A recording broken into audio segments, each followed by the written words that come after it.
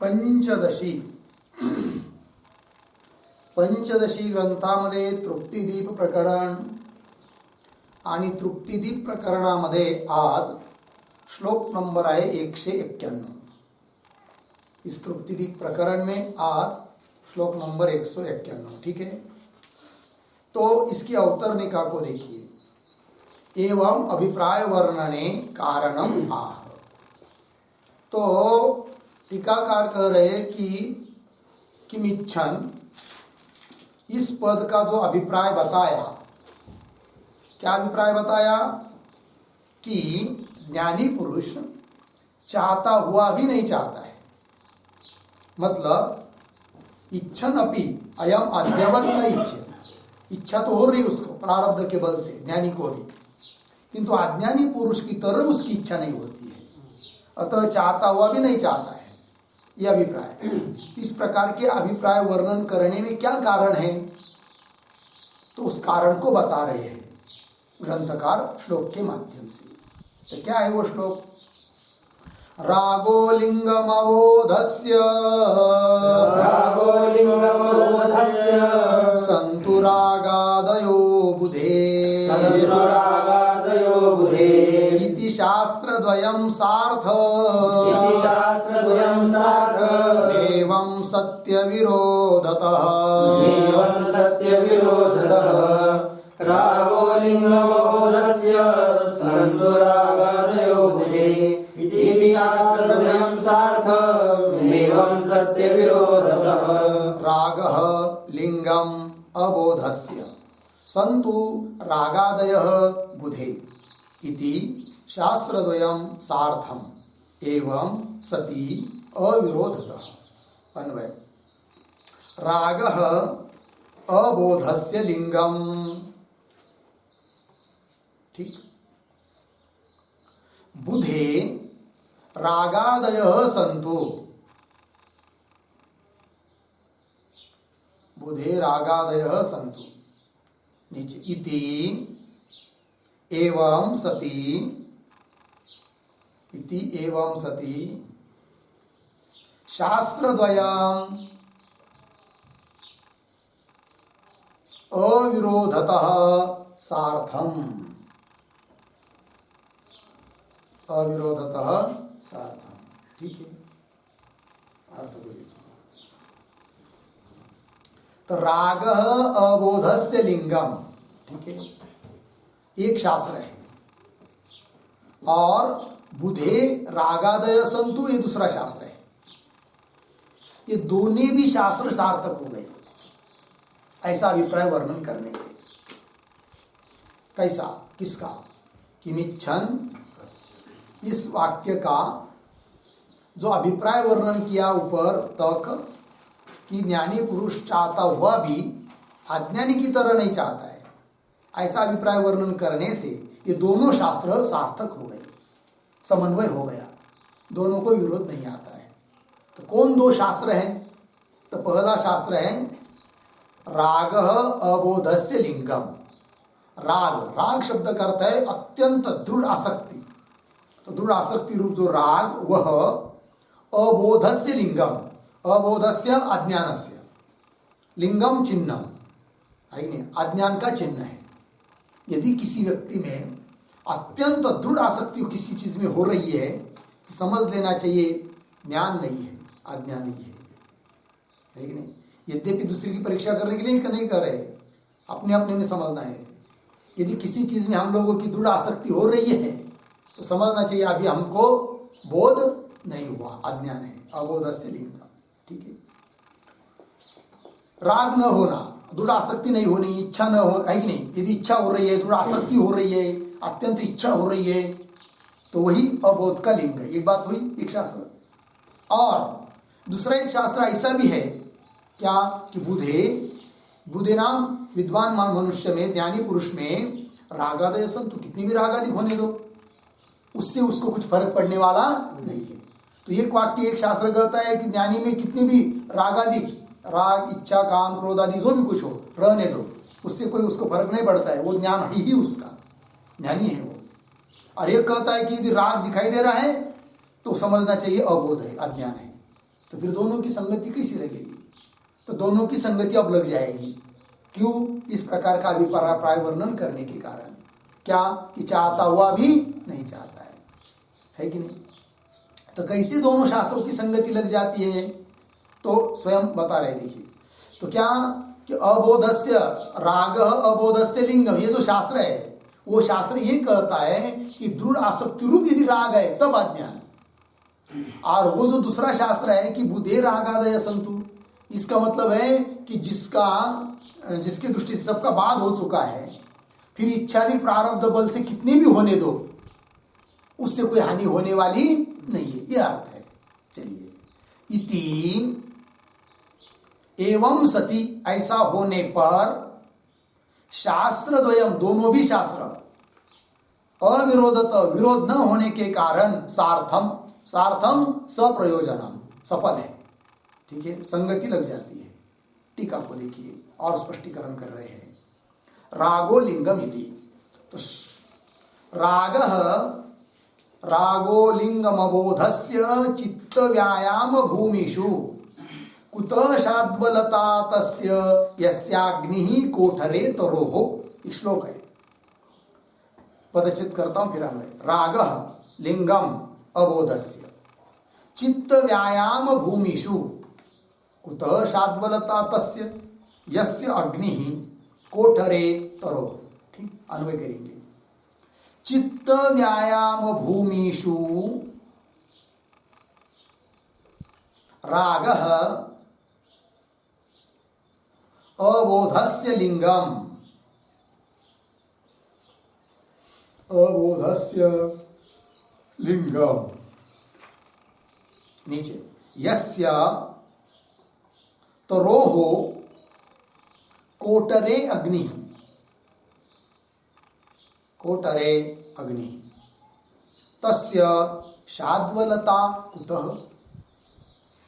ठीक है, देखिए श्लोक के प्रथम पाद में रागोलिंगम अबोधस्य करके जो आया ना, वो इसी श्लोक का बताया है, इसी श्लोक का वो थोड़ा एक भाग लिया है। ठीक है, तो क्या कर रहे हैं?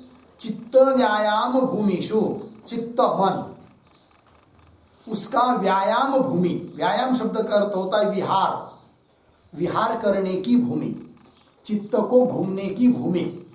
कहाँ घूमता है चित्त? विषयों में। तो भूमि शब्द से क्या आएंगे? विषय।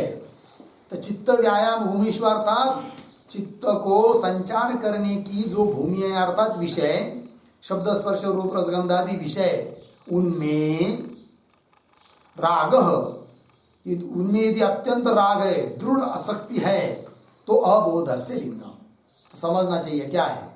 अबोध है, अबोध का वो चिन्ह है। ठीक है, कैसे? दृष्टांत देकर समझा रहे हैं कि यस्य तरोह कोटरे, जिस पेड़ के कोटरे, कोटरे अर्थात बूढ़ में, कुक्षी में, जड़ में, है कि नहीं? क्या लगी है? आग लगी है। कोई पेड़ है और उसको जड़ कहते हैं, हम लोग क्या बोलते हैं उसको? खोड़, बूढ़, जड़, ठीक है ना? उसको आग लग गई है। तो उसको आग लगने से फिर उसके वो ऊपर के पत्ते हरे भरे रहेंगे क्या? नहीं रह सकते। वही कह रहे यस्य तरोह कोटरे अग्नि ही, अग्नि लग चुका है। तस्य तरोह, क्या?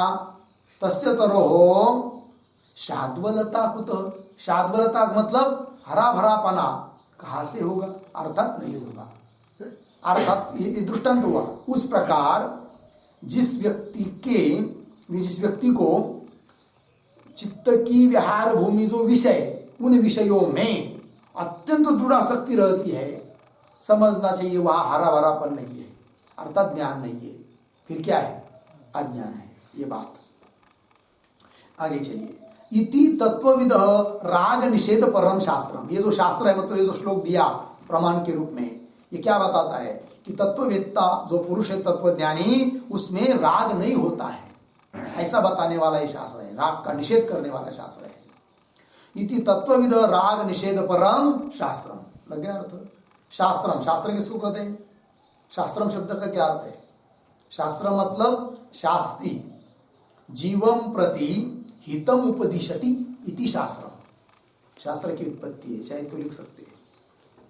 शास्ति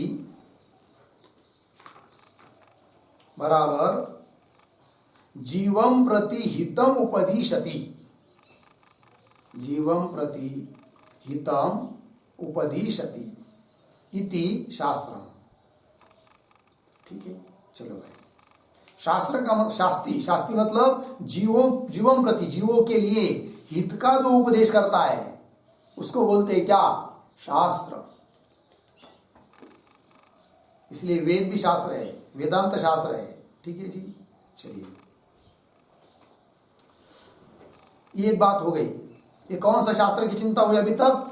तत्वज्ञानी में राग का निषेध करने वाला शास्त्र। ठीक, अब देखिए आगे।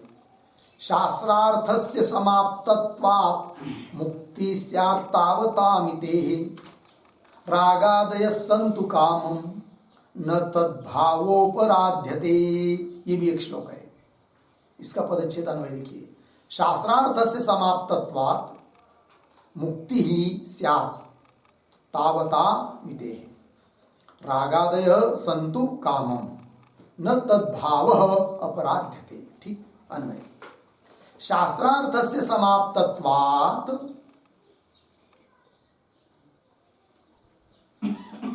तावतामितेः,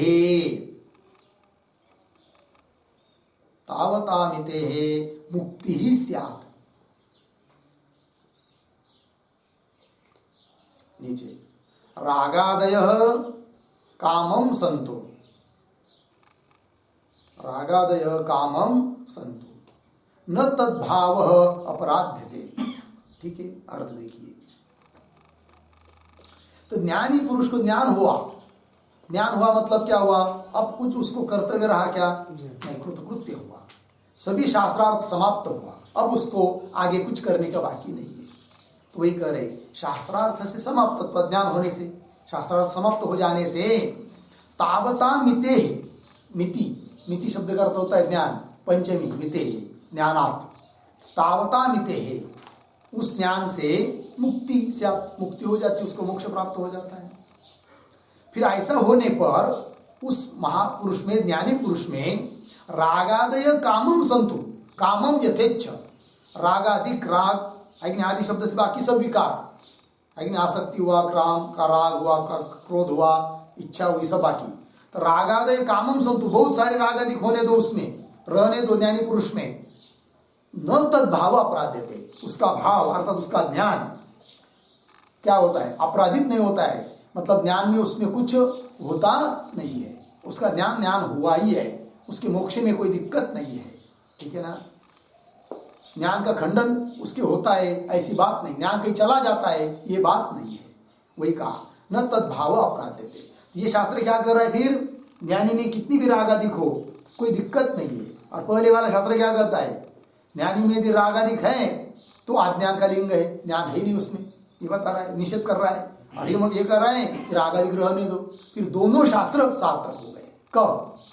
किमिच्छन, इसका अभिप्राय जो ऊपर बताया उस प्रकार का अभिप्राय बताने के कारण, इच्छन अपि अज्ञवत न इच्छित, ये जो अभिप्राय बताया ना किसका? किमिच्छन इत्यादि वाक्य का। तो इस दोनों शास्त्र क्या हो गए? सार्थक हो गए। वही देखिए, इति टीका मिली ना, इति तस्यैव रागांगीकार परम च शास्त्रम, इति तस्यैव, तस्यैव ज्ञानिन एव, ज्ञानी पुरुष में ही राग अंगीकार परम, राग आदि रह सकते, राग का अंगीकार, राग का स्वीकार करने वाला यह शास्त्र है। अंगीकार परम च शास्त्रम, तो दोनों शास्त्र विरुद्ध हो गए। तो भी एवं च सती, ये प्रतीक है, एवं च सती, उसका अर्थ कर रहे तत्वविद, तत्ववेत्ता के लिए दृढ़ रागा भावे सती शास्त्र द्वयम सार्थम, है कि नहीं? तत्ववेत्ता पुरुष में दृढ़ राग न होने के कारण, ठीक है ना, तो दोनों शास्त्र सफल हुए। राग तो है किंतु दृढ़ नहीं है। तो जो शास्त्र रागादिक का निषेध कर रहा है वह शास्त्र उस रागादिक का निषेध कर रहा है, दृढ़ रागादिक ज्ञानी में नहीं होती, ये कहता है वो शास्त्र। ये नहीं कहता कि बिल्कुल इच्छाधिक रागादिक होती ही नहीं, ये बात नहीं, दृढ़ राग नहीं होता है। निषेध करने वाले शास्त्र का क्या अभिप्राय है कि अज्ञानी पुरुष की तरह ज्ञानी पुरुष में दृढ़ राग नहीं होता है, ये कहता है। और रागादय संतु, ये क्या कहता है, बाधित रागादिक कितने भी रहने दो, जिसको हम कहेंगे रागाभास, आभासित, केवल प्रतीति मात्र उनका राग है, आसक्ति है, वो कितने भी रहने दो, उससे कुछ हानि होने वाली नहीं है। तो दोनों शास्त्र सार्थक हुए। ठीक है, देखिए। एवं च सती तत्वविद दृढ़ रागाभावे सती, तत्ववेत्ता में दृढ़ राग न होने के कारण शास्त्रद्वयम् सार्थम, सार्थम प्रतीक है, उसका अर्थ कर रहे हैं अर्थवत भवति, सफल हो जाते हैं। ठीक है ना। क्यों? हेतु दिया अविरोधतः, दोनों को कोई विरोध सिद्ध नहीं हो रहा है। आगे अविरोधता के बाद पूर्ण विराम। आगे राग निषेध परस्य शास्त्रस्य, अब दोनों की संगति लगा कर दे रहे टीकाकार। राग निषेध परस्य शास्त्रस्य दृढ़ राग विषयत्वात्, है कि नहीं, जो राग का निषेध कर रहा है शास्त्र, वो किस राग का निषेध कर रहा है? दृढ़ राग का निषेध कर रहा है। ये नहीं कर रहा है कि बिल्कुल राग नहीं होता है, दृढ़ राग नहीं होता है, ये उसका तात्पर्य है। तो राग निषेध परस्य शास्त्रस्य दृढ़ राग विषयत्वात् लग गया। और तद अभ्युपगम परस्य शास्त्रस्य, तद अभ्युपगम, तद रागादिक का अभ्युपगम स्वीकार, कि ज्ञानी में रागादिक रहने दो, कोई दिक्कत नहीं है। तो तद अभ्युपगम रागादिक का स्वीकार करने वाला जो शास्त्र है, अभ्युपगम परस्य शास्त्रस्य, क्या अभिप्राय? रागाभास विषयत्वात्, उसका विषय क्या है? रागाभास, मतलब आभास रूप, मिथ्या रूप राग ज्ञानी में रहने दो कितना भी, उससे उसको कुछ होने वाला नहीं है। तो दोनों का विषय भिन्न हुआ कि नहीं? निषेध करने वाला शास्त्र का क्या विषय? दृढ़ राग का निषेध कर रहा है। और राग आदि रहने दो ज्ञानी में, इसका क्या विषय? रागाभास रहने दो, बाधित रागादिक रहने दो, उससे कोई हानि होने वाली नहीं है। शास्त्रस्य रागाभास विषयत्वात् इति भाव। रागाभास मतलब अदृढ़ राग, रागाभास का अर्थ क्या है? अदृढ़ राग, उसको कहते रागाभास। ठीक है ना।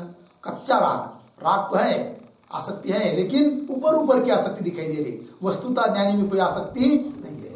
बहुत सारे ऐसे ज्ञानी महात्मा आपको मिल सकते हैं, तो ऐसा तो लग रहा है अरे बाप रे कितनी आसक्ति उनको, एक बात भी नहीं छोड़ रहे, एक रुपया का भी हिसाब ले रहे हैं, है कि नहीं? ऐसा लगता है, भ्रम हो सकता है कि बहुत आसक्ति है, किंतु जब मन में आता है सब छोड़ छाड़ कर चले जाते, जंगल में जाकर बैठ जाते, कुछ हमको लेना देना नहीं है। तो कहा क्या आसक्ति है? अज्ञानी लोग जो संस्कार लोग है वो छोड़ते हैं कैसा? बिल्कुल एक रुपया भी नहीं छोड़ते, मरने तक नहीं चाहते कि अपने बेटे के हाथ में ये सब चला जाए करके, मरने तक मेरा ये होना चाहिए, ऐसा ही चाहते हैं अज्ञानी लोग, संसारी लोग, क्योंकि बहुत आसक्ति होती है। महात्मा ज्ञानी में ऐसी आसक्ति होती नहीं है, लोगों को भ्रम हो सकता है आसक्ति है करके। ठीक है, चलो भाई, तो दोनों शास्त्रों की संगति लग गई। अब आगे के श्लोक क्या उतरने का? एवं किमिच्छन् इति अंशस्य अभिप्रायम् उपवर्ण्य कस्य कामाय इति अंशस्य अभिप्रायम् आह। ठीक, टीकाकार कह रहे हैं कि अभी तक किम इच्छन, वो जो सबसे पहले इस प्रकरण के तृप्ति प्रकरण में सबसे प्रथम श्लोक में श्रुति उठाई है ना, क्या श्रुति है वो? आत्मानं चेत् विजानीयात् अयम् अस्मीति पुरुषः किमिच्छन् कस्य कामाय शरीरम अनुसंचरेत्। इस श्रुति का एक टुकड़ा, एक भाग, एक अंश किमिच्छन्, उसका अभिप्राय बताया अभी तक। अब इसका अभिप्राय वर्णन करने के बाद आगे वाला अंश कस्य कामाय, इसका क्या अभिप्राय है, इसको बताना चाहते हैं ग्रंथकार। तो वो कह रहे हैं अभी एवं किमिच्छन् इति अंशस्य अभिप्रायम, इस अंश का अभिप्राय वर्णन करके कस्य कामाय, कामाय शब्द का अर्थ है भोगार्थ, किसके भोग के लिए, इति अंशस्य अभिप्रायम, इस अंश के अभिप्राय को कह रहे हैं। जगन्मिथ्यात्ववत् स्वात्मा संगत्वस्य समीक्षणा कस्य कामा इति वचो भोक्तृभाव विवक्षया जगन्मिथ्यात्व स्वात्मा संगत्वस्य समीक्षणात् कस्य कामाय इति वचो भोक्तृभाव विवक्षया। जगन मिथ्यात्ववत् स्वात्मा असंगत्वस्य समीक्षणात् कस्य कामाय इति वच भोक्तृ अभाव विवक्षया। ठीक अन्वय पहली पंक्ति सरल है। जगन मिथ्यात्ववत् स्वात्मा असंगत्वस्य समीक्षणात् नीचे भोक्तृ अभाव विवक्षया कस्य कामाय इति वचः। अर्थ बोलेगी जगन मिथ्यात्ववत्, जगत के बारे में जैसे ज्ञानी पुरुष का क्या निश्चय है, मिथ्या। ये जगत कैसा है, बिल्कुल मिथ्या है, आभास मात्र है, स्वप्न की तरह है, ठीक है ना। तो जगन मिथ्यात्ववत् उसी प्रकार अपने आत्मा के बारे में ज्ञानी पुरुष का क्या निश्चय होता है, तो वो करे स्वात्मा असंगत्व से समीक्षणा। अपना आत्मा अपना स्वरूप कैसा है, बिल्कुल असंग है, निर्लेप है, ऐसा अच्छी तरह से उन्होंने समीक्षण किया है, सम्यक ईक्षण किया है, अनुभव किया है, जाना है आत्मा के बारे में। अब मैं असंग हूं, है कि नहीं, तो कामादिक मेरे में हो ही नहीं सकते हैं, न मैं भोक्ता हूं, है कि नहीं। भोक्तृत्व धर्म नहीं है किसमें, आत्मा में, मेरे में न भोक्तृत्व है, न कर्तृत्व है, न कुछ नहीं है, असंग है। तो किसके लिए कामना करेगा, कस्य कामाय। यदि जो कामना कौन करता है इन विषयों की, जो स्वयं को भोक्ता समझता है, किंतु ज्ञानी पुरुष स्वयं को भोक्ता समझता ही नहीं, असंग समझता है, तो किसके लिए कामना करेगा, अर्थात नहीं करेगा। वही कह रहे भोक्तृ अभाव, यानी भोक्ता का ये क्या है, अभाव है कि नहीं। अभाव विवक्षया, भोक्ता का अभाव है, इस कहने की इच्छा से श्रुति ने बताया कस्य कामाय इति वचः, किसके लिए कामना करेगा। यह जो श्रुति का वचन है वो किस, कौन सी बात कहने की विवक्षा से है, वस्तुतः भोक्ता का अभाव है, इस बात को कहने की इच्छा से श्रुति ने कहा कस्य कामाय, किसके काम के लिए, किसके भोग के लिए इच्छा करेगा। कोई भोक्ता ही नहीं है तो कैसा इच्छा करेगा, किसके लिए करेगा, नहीं करेगा, यह अर्थ। टीका जगत इति यथा जगत मिथ्यात्व बोधे न, जगत कैसा है, मिथ्या है, तो जगत मिथ्यात्व बोधे न वास्तव काम्याभाव विवक्षया किम इच्छन इति उत्तम। अभी तक है कि नहीं, पीछे का अनुसंधान कर रहे हैं।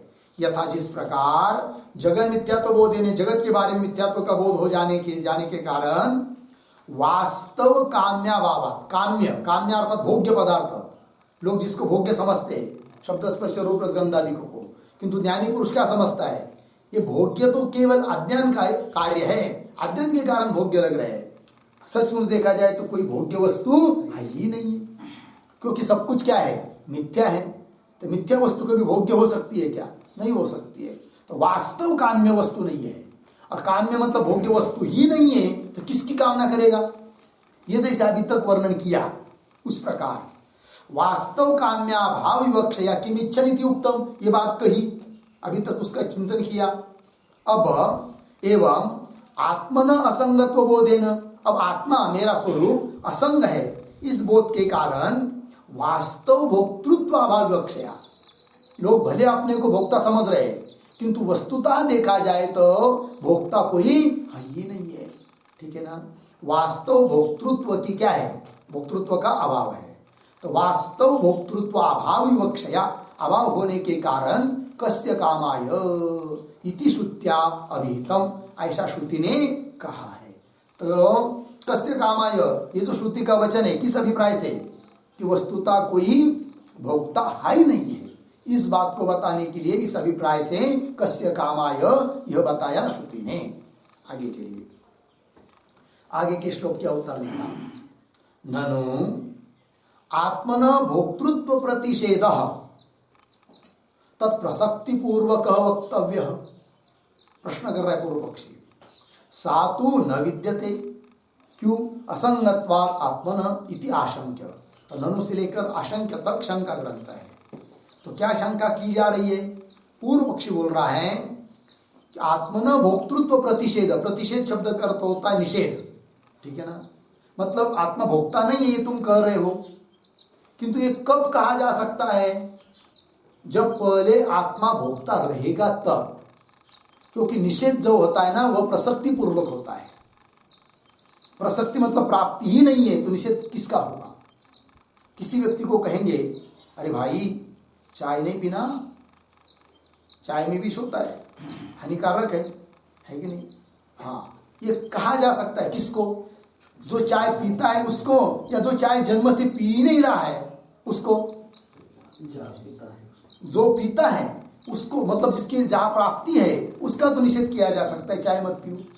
किंतु जो जन्म से चाय को छुआ ही नहीं, चाय शब्द कान में सुनते ही स्नान कर लेता है, ऐसा यदि कोई व्यक्ति है, चाय पीने की बात तो बहुत दूर रही, और उसको आप कहेंगे कि चाय मत पियो, तो निषेध हो सकता है क्या? प्राप्ति ही नहीं है तो निषेध कहाँ से? लेकिन वही कह रहे हैं आत्मन भोक्तृत्व प्रतिषेध, आत्मा में भोक्तृत्वपना का जो तुम निषेध कर रहे हो वो निषेध तब हो सकता है जब पहले प्राप्ति हो, किंतु आत्मा असंग होने के कारण भोक्तृत्व की प्राप्ति ही नहीं है तो निषेध कैसा कर रही श्रुति? ये प्रश्न कर रहा है कौन? पूर्व पक्षी। पंक्ति ननु आत्मन भोक्तृत्व प्रतिषेध, आत्मा में भोक्तृत्व का प्रतिषेध तत्प्रसक्ति पूर्वक वक्तव्य। तत्प्रसक्ति, तत् बोलते जाओ भाई, तत्प्रसक्ति पूर्वक, तत् भोक्तृत्व, भोक्तृत्व प्रसक्ति पूर्वक, प्रसक्ति कहते प्राप्ति, भोक्तृत्व की प्राप्ति रहेगी तब निषेध होगा ना, तत्प्रसक्ति पूर्वक वक्तव्य बोलना चाहिए। सा तु न विद्यते, सा भोक्तृत्व प्रसक्ति, प्रसक्ति नाम प्राप्ति, भोक्तृत्व की प्राप्ति तू न विद्यते, ही नहीं है भोक्तृत्व की, धर्म की प्राप्ति। क्यों? असंगत्वात् आत्मन, आत्मा असंग होने के कारण भोक्तृत्व धर्म है ही नहीं आत्मा में, तो निषेध कैसा किया जा रहा है? ये बात असंगत्वात् आत्मन इति आशंके, शंका हुई।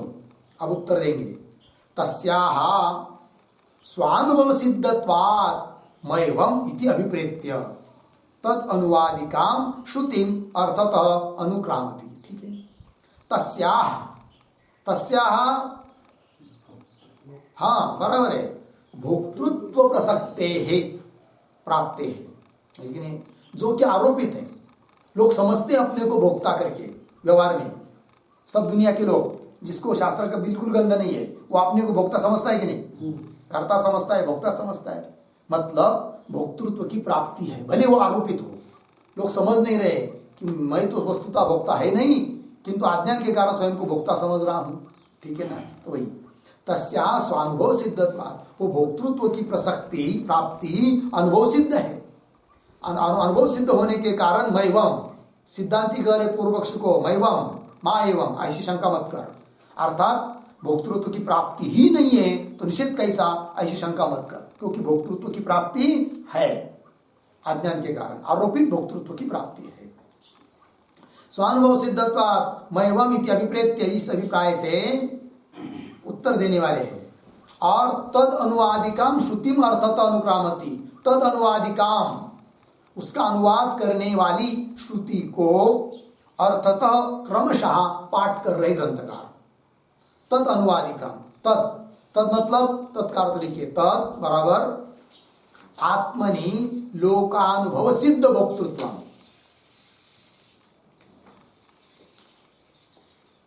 आत्मनि आत्मनि लोकानुभव सिद्ध भोक्तृत्व।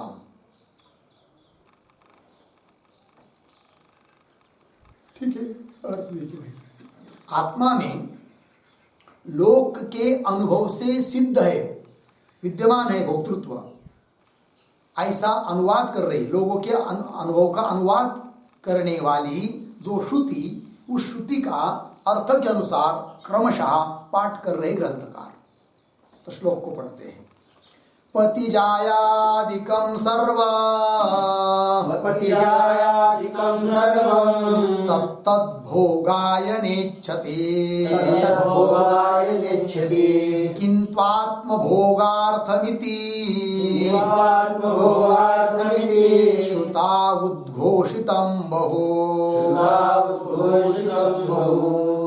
पतिजायादिकं सर्वं तत्तद्भोगाय नेच्छति किन्त्वात्मभोगार्थमिति श्रुता उद्घोषितं बहु।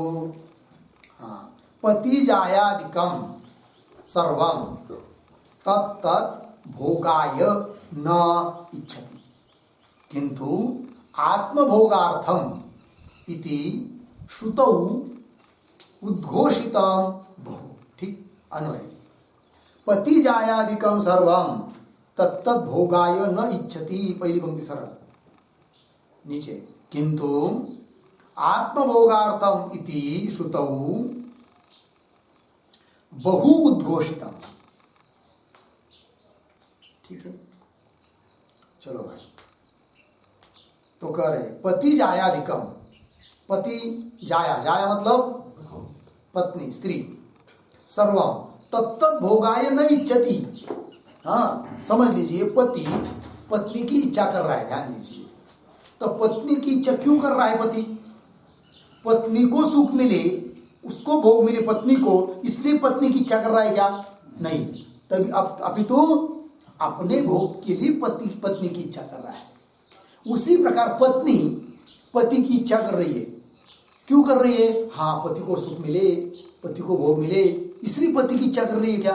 नहीं नहीं, फिर अपने को भोग मिले, अपने को सुख मिले, इसलिए पत्नी पति की इच्छा कर रही है। तो अपने को सुख मिले अर्थात स्वयं को क्या माना जा रहा है? भोक्तृत्व। तो इससे सिद्ध होता है कि लोगों को क्या अनुभव है किस बात का? कि मैं भोक्ता हूं करके, है कि नहीं? भले उनको अज्ञान के कारण अनुभव है, किंतु सब लोग जानते हैं कि मैं भोक्ता हूं। ऐसा श्रुति ने लोगों के अनुभव का अनुवाद किया है। इससे सिद्ध होता है कि भोक्तृत्व पहले से है, आरोपित भोक्तृत्व। अतः उसका निषेध करती है कौन? श्रुति। वही दे रहे पति जायादिकम सर्वम तत्व भोगाय, उस सामने वाले के तत्व उसके भोग के लिए न इच्छति किंतु आत्मभोगार्थम, अपने भोग के लिए दूसरे की इच्छा किया जाती है। ठीक है, किंतु आत्मभोगार्थम इति, यह बात श्रुतौ, श्रुति में बहु उद्घोषितम, बहुत विस्तार पूर्वक दी है बृहदारण्यक उपनिषद में। टीका को देखिए। पति जायेति न वा अरे पत्युः कामाय पति प्रियो भवति इति आरभ्य, ऐसा आरंभ किया है वहां पर। आत्मनस्तु कामाय सर्वं प्रियं भवति इति अंतेन, यह अंतिम का वाक्य है। इति अंतेन वाक्य संदर्भेण, इस वाक्य संदर्भ से पति जायादिकस्य प्रपंचस्य आत्मनः भोग साधनत्वं प्रतिपाद्यते, ततः आत्मनः भोक्तृत्व प्रसक्ति इत्यर्थः। ठीक, देखो भाई, न वा अरे पत्युः कामाय पति प्रिय भवति, याज्ञवल्क्य मुनि कह रहे हैं अपने पत्नी को, अरे मैत्री, क्या पत्युः कामाय, पत्युः कामाय, पति ही प्रियो न भवति, है कि नहीं? पति के काम के लिए, कामाय अर्थात भोगाय, पति के काम के लिए, पति के भोग के लिए पति प्रिय न भवति, पति प्रिय नहीं होता है। फिर क्यों पति प्रिय होता है? आत्मनस्तु कामाय, ठीक है ना जी, पति प्रिय भवति, अपने काम के लिए। इति आरभ्य, फिर कहा आत्मनस्तु कामाय, अपने काम के लिए, मतलब अपने भोग के लिए, सर्वं प्रियम भवति। इति अंतेन वाक्य संदर्भेण, इतने वाक्य संदर्भ से पति जायादिकस्य प्रपंचस्य, पति जायादिक उदाहरण लिया, बहुत सारा, सब कोई भी चीज लीजिए, जड़ चेतन जो भी हो, हम लोग अपने घर में प्रेम करते हैं, क्यों? घर है इसलिए, तो वो अपने लिए रहने को स्थान देता है, इसलिए अपने को रहने का स्थान देता है, इसलिए हम लोग घर पर प्रेम करते हैं। उसी प्रकार सब चीज का लेना है। इति वाक्य संदर्भेन पति जायादिकस्य प्रपंचस्य आत्मन भोग साधनत्वम, आत्मन मतलब अपने लिए ये सब भोग का साधन है, अर्थात इनमें भोग्यत्व है कि नहीं? अपने में भोग्यत्व है। आत्मन भोग साधनम अर्थात भोग्य कौन हुए? बाकी सब चीजें, और उन भोग्य चीजों का भोक्ता कौन हुआ? स्वयं। ठीक है, प्रपंच से आत्मन भोग साधनत्व, भोग का साधन है वो, अर्थात भोग्य है, प्रतिपाद्यते, तथा उससे सिद्ध हुआ आत्मन भोक्तृत्व प्रसक्ति, आत्मा में क्या है? भोक्तृत्व धर्म की प्रसक्ति है, अतः उसका निषेध करेंगे प्रतिश्रुति। आगे के श्लोक क्या उतरने का? एवं आत्मन भोक्तृत्व प्रदर्श तत् अपवादाय भोक्तारम विकल्पयति। ठीक, इस प्रकार आत्मन भोक्तृत्व प्रदर्श, आत्मा में भोक्तृत्व दिखाकर, भोक्तापना दिखाकर, तद अपवादाय, तद भोक्तृत्व, अपवादाय, अपवादाय निषेधार्थ है कि नहीं, उसका निषेध करने के लिए भोक्तारम विकल्पयति, भोक्ता का विकल्प करती है। विकल्पयति, विकल्पयति कर्ता कौन है? हाँ, ग्रंथकार विकल्पयति, भोक्ता का विकल्प कर रहे हैं, विभाग करके दिखा रहे हैं। किम कूटस्थश्चिदाभासो, किम कूटस्थश्चिदाभासो, अथवा किम बोधयात्मकः, किम बोधयात्मकः, किम, हाँ कैसे है वो, अथवा किम वो भयात्मक, ऐसा है। चलिए नीचे, भोक्ता तत्र न कूटस्थो, भोक्ता तत्र न कूटस्थो, संगत्वात् भोक्तृतां व्रजेत्, संगत्वात् भोक्तृतां व्रजेत्। किं कूटस्थश्चिदाभासो, अथवा किं वो भयात्मकः, भोक्ता तत्र न कूटस्थो, संगत्वात् भोक्तृतां व्रजेत्। किम कूटस्थः चिदाभासः अथ वा किम वा उभयात्मकः भोक्ता तत्र न कूटस्थः असंगत्वात् भोक्तृत्वां व्रजेत्। अन्वय, किम कूटस्थः अथ वा चिदाभासः किम वा उभयात्मकः भोक्ता तत्र कूटस्थः असंगत्वात् भोक्तृतां न व्रजेत्। ठीक है, पहले विकल्प किया, देखो भाई, तो कौन है भोक्ता? किम कूटस्थः, कूटस्थ भोक्ता है क्या? एक बात, एक विकल्प। अथवा चिदाभास, किंवा चिदाभास भोक्ता है, ठीक है ना, किंवा उभयात्मक, दोनों को मिलकर भोक्ता है, भोक्तृत्व धर्म है, रहता है दोनों को दोनों में मिलकर, है कि नहीं, दोनों भोक्ता है। तीन विकल्प, केवल कूटस्थ भोक्ता है, किंवा केवल चिदाभास भोक्ता है, किंवा दोनों मिलकर भोक्ता है। किम वा उभयात्मक भोक्ता तत्र, उन तीनों में से कूटस्थ असंगत्वात् न भोक्तृतां न व्रजेत्, कूटस्थ भोक्ता नहीं हो सकता है। क्यों? असंग होने के कारण। कूटस्थ असंगत्वात्, असंग होने के कारण भोक्तृता मतलब भोक्तृपना को न व्रजेत, न गच्छेत, मतलब भोक्तापना उसमें हो नहीं सकता, इस बात को कह रहे। टीका, किम कूटस्थ इति, किम कूटस्थस्य भोक्तृत्वम, पहला विकल्प। उत चिदाभासस्य, किंवा चिदाभास में भोक्तृत्व है। किम वा उभयात्मकस्य, दोनों को मिलकर भोक्तृत्व है। इति विकल्पार्थ, ये विकल्प का अर्थ हुआ। तत्र प्रथमम प्रति आह, उसमें प्रथम विकल्प के बारे में बोल दिया। कौन सा प्रथम विकल्प? कूटस्थ। तो कूटस्थ भोक्ता नहीं हो सकता, क्यों? असंग होने के कारण। इस बात को श्लोक के उत्तरार्ध से कह दिया। आगे चलिए, अब आगे के श्लोक की अवतरणी का। असंगत्वम अस्तु भोक्तृत्वम अपि अस्तु कह दोष इति आशंका। पूर्व पक्षी बोल रहा है, पूर्व पक्षी बोलता है कूटस्थ तुम्हारा असंग है कि नहीं? कोई बात नहीं, हम मान्य करते असंग है कूटस्थ, असंग भी मानो उसको और उसमें भोक्तृत्व भी मानो, क्या दिक्कत है तुमको? कौन बोल रहा है? पूर्व पक्षी। ठीक है ना, असंगत्वम अस्तु भोक्तृत्वम अपि अस्तु कह दोष, क्या दोष है? इति आशंक्य, ये शंका करके उत्तर दे रहे हैं। श्लोक को पढ़ते हैं। सुख दुःखाभिमानाख्यो, सुख दुःखाभिमानाख्यो विकारो भोग उच्यते, विकारो भोग उच्यते। कूटस्थश्च विकारी चेत्, कूटस्थश्च विकारी चेत् एतन्न व्यातं कथम्, एतन्न व्यातं कथम्। सुख दुःखाभिमानाख्यो विकारो भोग उच्यते, कूटस्थस्य विकारी चेत् एतन्न व्यातं कथम्। सुख दुःखाभिमानाख्यः विकारः भोगः उच्यते, कूटस्थः च विकारी च इति एतत् न व्याहतं कथम्। ठीक, अन्वय, पहली पंक्ति सरल है। सुख दुःखाभिमानाख्यः विकारः भोगः उच्यते। ठीक, नीचे कूटस्थ विकारी च इति एतत् कथम न व्याहतम, कथम न व्याहतम।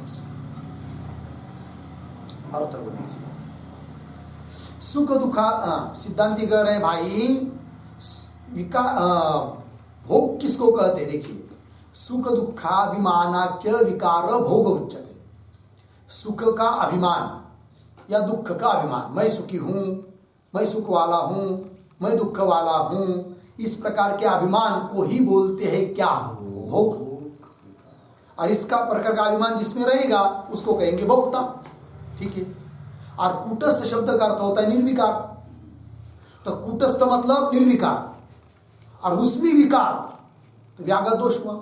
मैं मुखी जीवा नास्ति, ये कहने की तरह बोल रहा है, और बोलकर वाक्य से, वाक्य के द्वारा ही बता रहा है कि मैं मुखी जीवा नास्ति, मेरे मुख में जीवा नहीं है।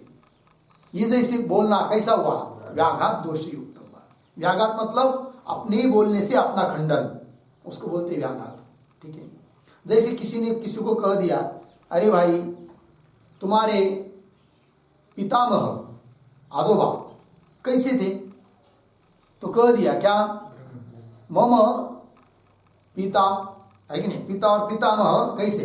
ब्रह्मचारी। किंवा मम पिता ब्रह्मचारी, माझा बाप किंवा माझा आजोबा कैसे थे? ब्रह्मचारी थे, है कि नहीं? अरे भाई तुम्हारा बाप यदि ब्रह्मचारी है और वो भी आजीवन ब्रह्मचारी, ऐसा कह रहे हो?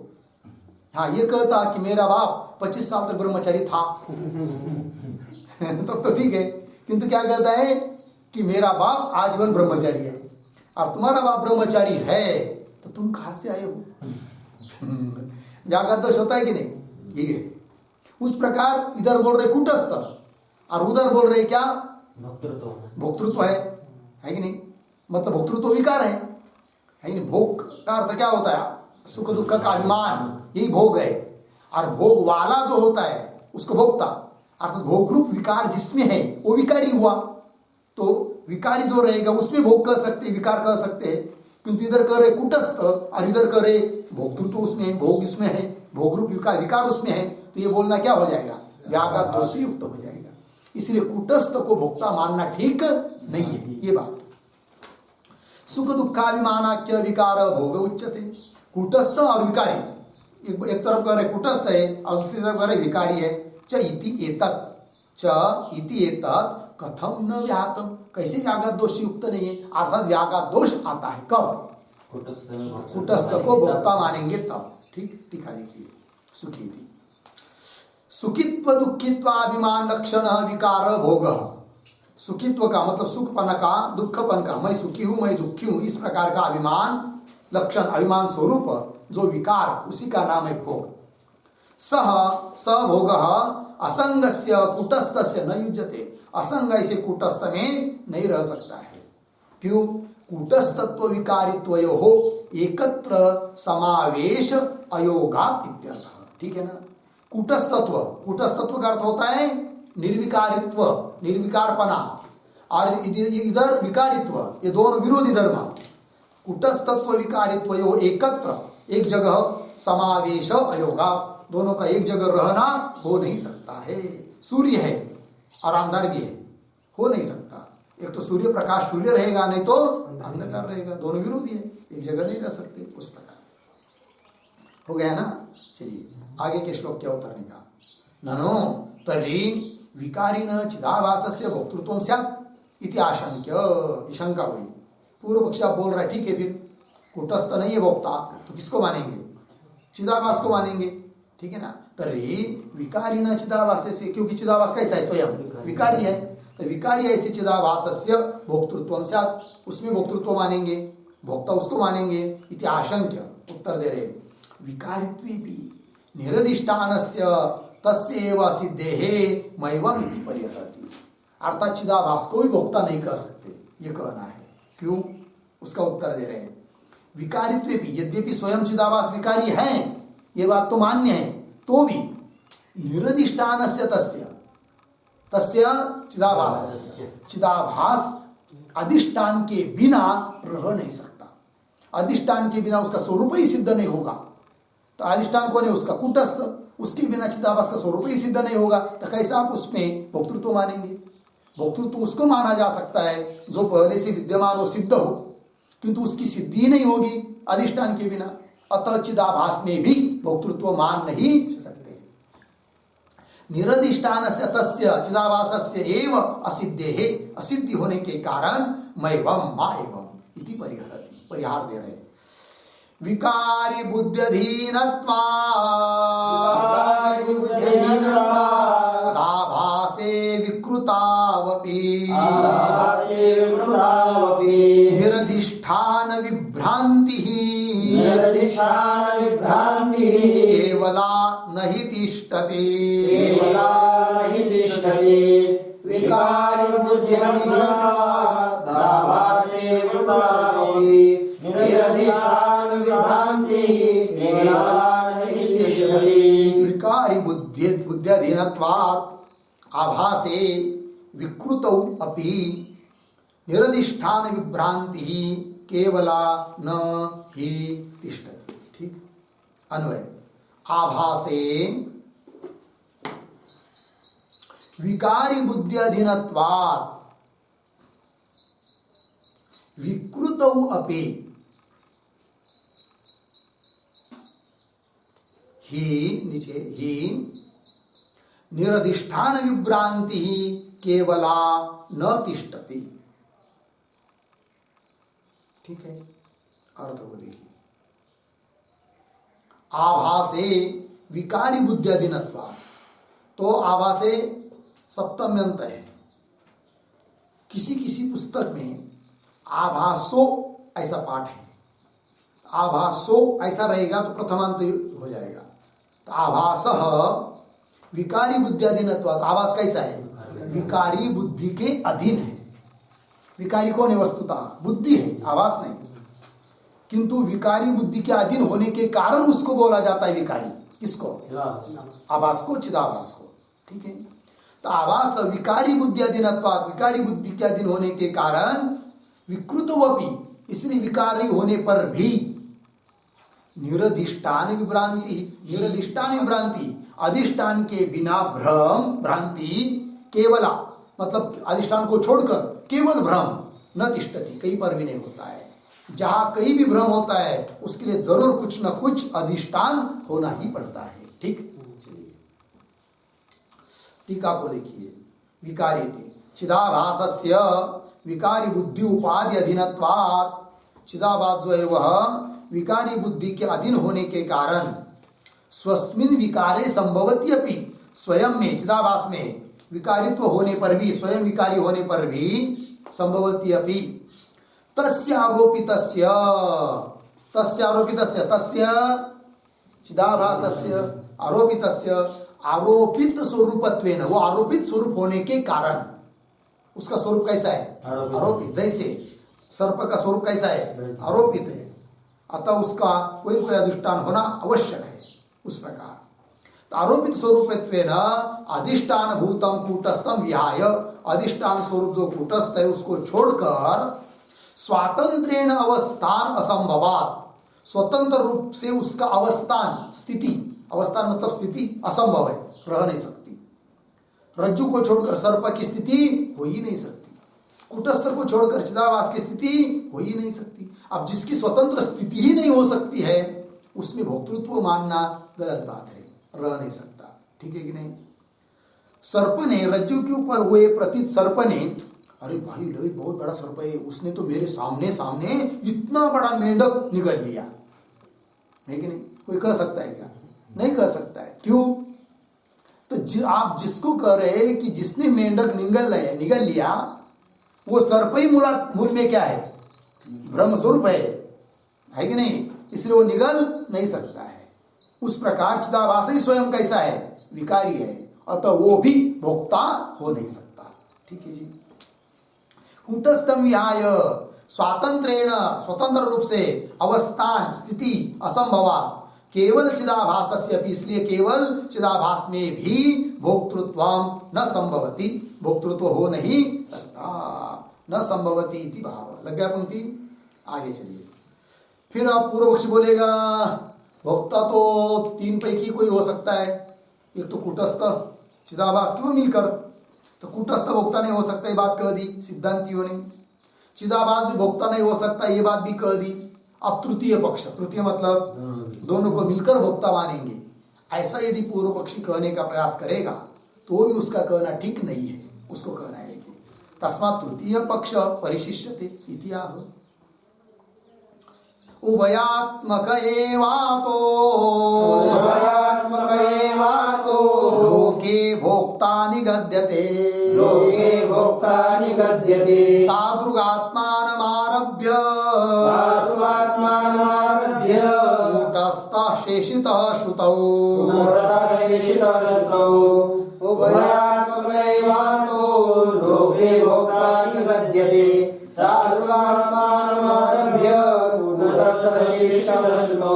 उभयात्मक एव अतः लोके भोक्ता निगद्यते तादृक् आत्मानं आरभ्य कूटस्थः शेषितः श्रुतौ। अन्वय अतः लोके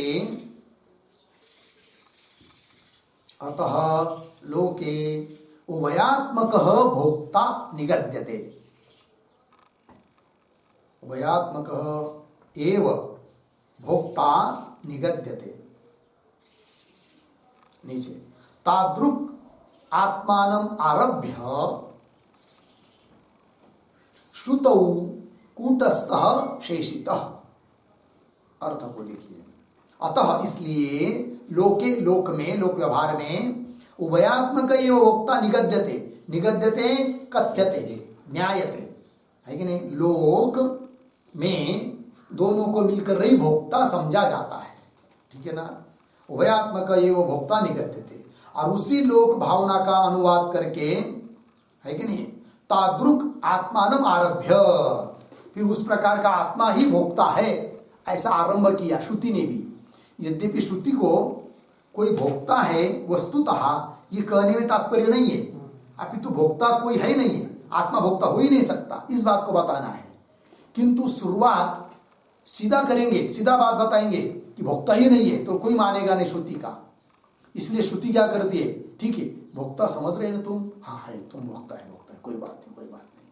किंतु कौन भोक्ता है, तुम्हारा शरीर भोक्ता है क्या, भोक्तृत्व तो किस में है, शरीर में है क्या, मन में है क्या, बुद्धि में है क्या। फिर ऐसा करते करते करते करते ले जाते कहाँ तक, कूटस्थ तक। फिर समझाते कूटस्थ ही तुम्हारा स्वरूप है, तुम भोक्ता नहीं हो। भोक्तृत्व धर्म अंतःकरण का है, बुद्धि का है, और वो तुम्हारा नहीं है स्वरूप, ऐसा बताती है श्रुति।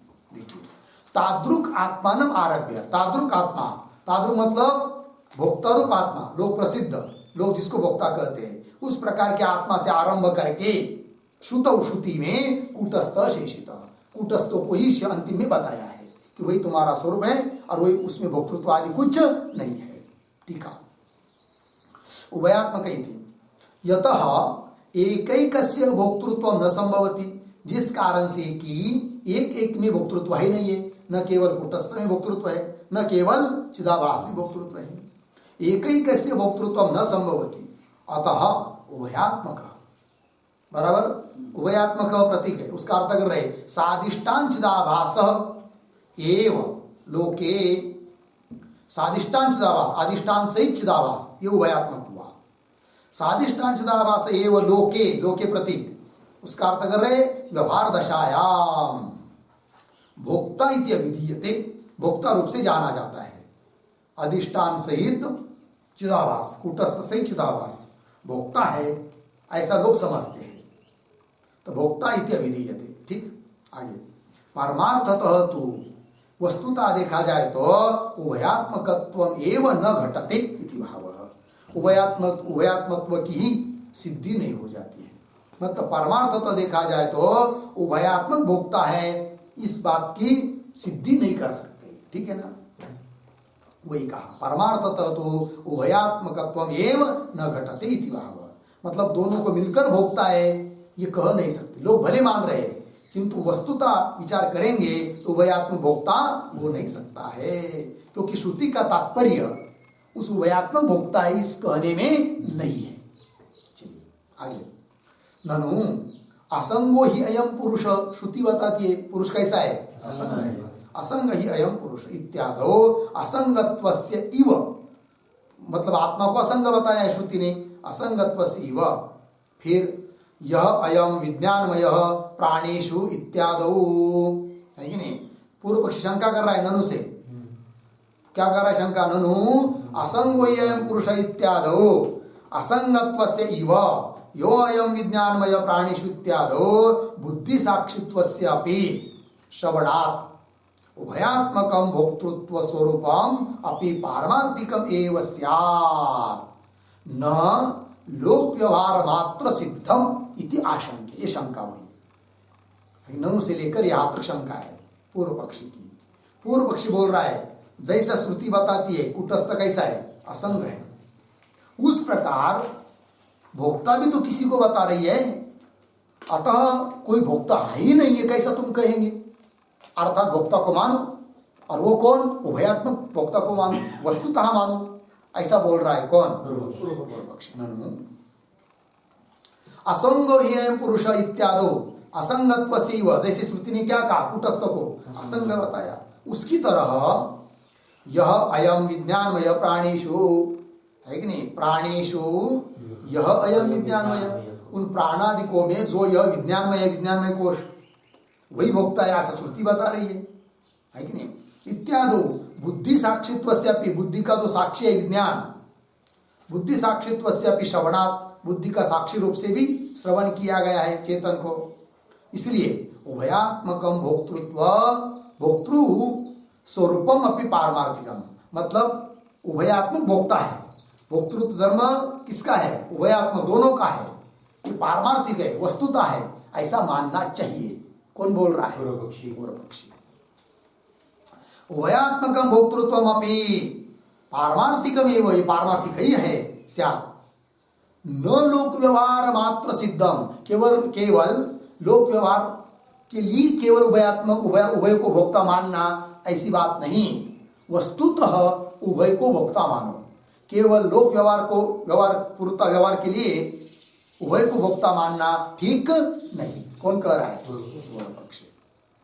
न लोक व्यवहार मात्र सिद्धम इति आशंका, शंका हुई, उत्तर दे रहे श्रुते तत्र तात्पर्याभावात्मैवम् इत्याह तादृक् इत्यादि, तादृक् इत्यादि पंक्ति से मतलब श्लोक के उत्तरार्ध से उत्तर दिया क्या, कि श्रुते तत्र तात्पर्याभावात्। सिद्धांत कह रहे पूर्व पक्षी को, अरे भाई श्रुति का इस अर्थ में तात्पर्य नहीं है।